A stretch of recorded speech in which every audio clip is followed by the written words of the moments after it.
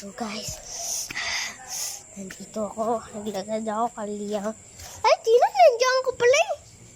Nag-aantay ako doon eh. Dito ako eh. So, Liam, nandito ka na. Di ba ikaw yung mag-hunt ng multo? Di ba? Okay. So, pagka bumalik yung multo sa part 4, eh, gabi na kasi. Takot siya sa dark.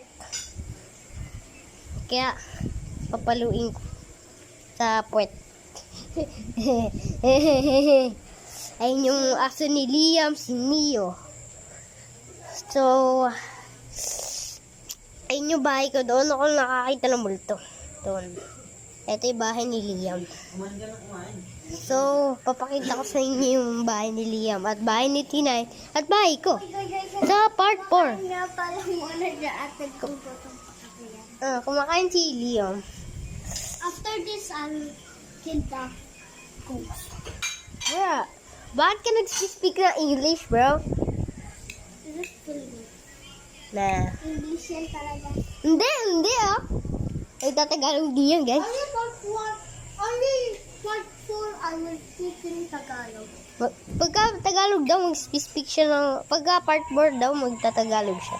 Bruh. So, guys, wala pa yung multo eh. Mga day and night lang siya pwede. Mga... Anong oras na ba? Mga 8:05 na eh. Mga 11, gano'n. So,